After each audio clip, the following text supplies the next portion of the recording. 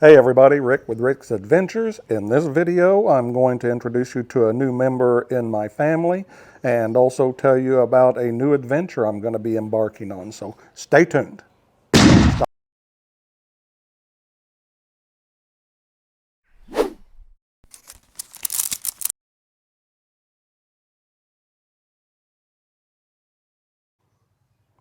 Hey guys, I am going to introduce you to the new member in my family, and here it is. It is a Royal Enfield Classic 350.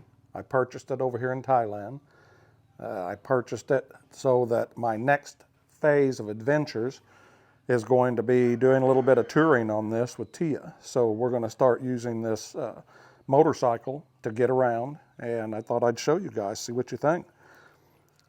It's much smaller than the Harley I'm used to in the USA, but by Thailand standards, it's a pretty good sized bike. As far as size-wise, physically, it is physically large. It's just the cc's of the engine is just a 350, and it reminds me a lot of old BSAs I rode whenever I was a kid. It's a single-cylinder thumper. The nice thing, it's all metal. This bike is built just like they used to build them back in the 60s. As a matter of fact, this bike's been around forever. I don't know how many people know it, but Royal Enfield is older than the Harley-Davidson company. They've been building bikes, I think it was since 1901, and if I'm correct, I believe Harley's first bike was 1905. So they've been around a long time. I can say one thing, at least from my first impression, the build quality is excellent. We got it in bronze and chrome, and Tia's already named it Nong Taan, which means little brown sugar, which I thought was an appropriate name. I got it with engine guards. I got the military style canvas saddlebags, and these have a waterproof liner in them. We don't have it in yet. I've got a small backrest that sets up about this high that'll have a pad on it for Tia. And eventually we'll probably, if it's necessary, put a luggage rack on the back so we can carry a little more. Everything about the quality I see so far on this bike is extremely good. It's simple, you guys. The thing I like about it is it's not plastic. While a lot of the other bikes are really, they're nice bikes. There's nothing wrong with Hondas or Kawasaki's or anything else. I prefer a classic style. I prefer a bike to be more metal than plastic. I like being able to see the engine, see everything on the bike, see the framework. I really like the quality of it. I like the fenders because they're metal, they're not plastic. I like the classic spoke wheels. Everything about the bike is really good quality. And it's got a nice sound to it. See if I can get it going here for you guys. There we go.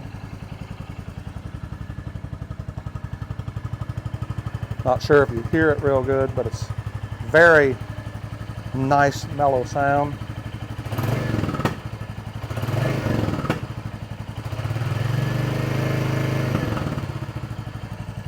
Very nice bike. Got a nice standard type speedo. All of this metal, chrome. Now I added this.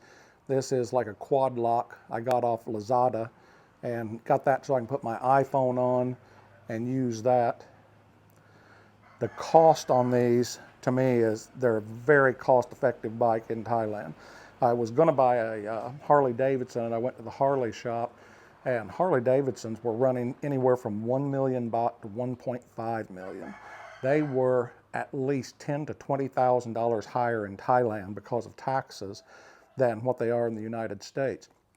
So I started looking around, started reading the history on these Royal Enfields, and went and checked them out.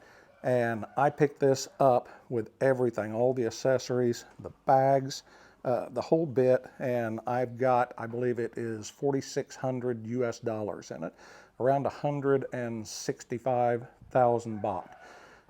It's got a better warranty than any of the other bikes. It's got a 3-year all-inclusive warranty, covers everything for 3 years. They give you your first 3 services for free, and for 3 years you have 24/7 roadside assistance.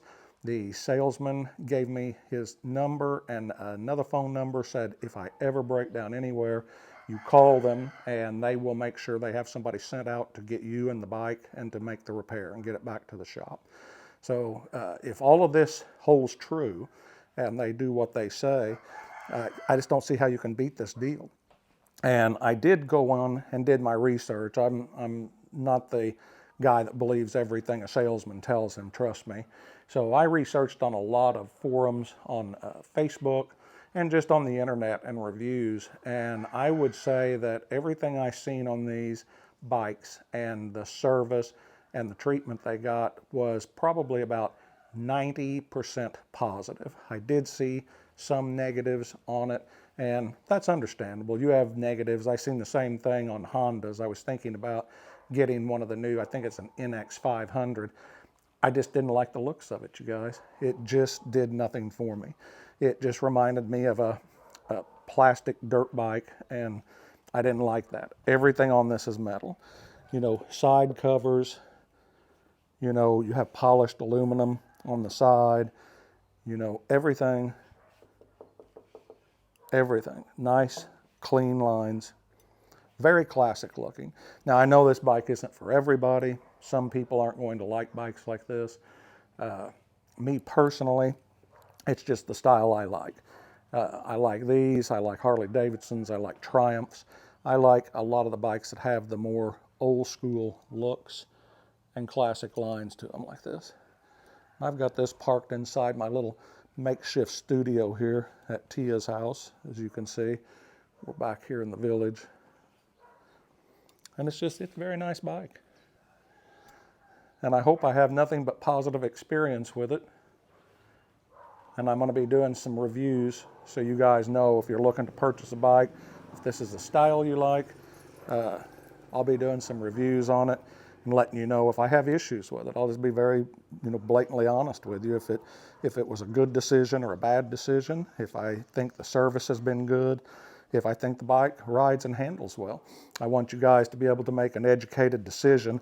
I just kind of had to shoot from the hip and do research on the internet and talk to some people in some online groups and then base my opinion on it because I didn't know anybody in Thailand here that actually owned one, so I had to search them out. So we'll see how it goes, you guys. And anyway, it ought to be fun. It wasn't that huge of an investment. Beautiful bike, and it's going to lead to some new adventures and some new videos because we're going to start, I believe, this weekend and go over to the Mekong River on the border of Laos just for a test run, a couple hours away, and it'll give us an idea of how well this works. So I hope you guys enjoy this video. I'll give you one last look at little brown sugar sitting here. And whoops, sorry about that, guys. Camera came loose on me. There we go. So this is Rick with Rick's Adventures, and I'm going to sign off, and I'll see you guys soon.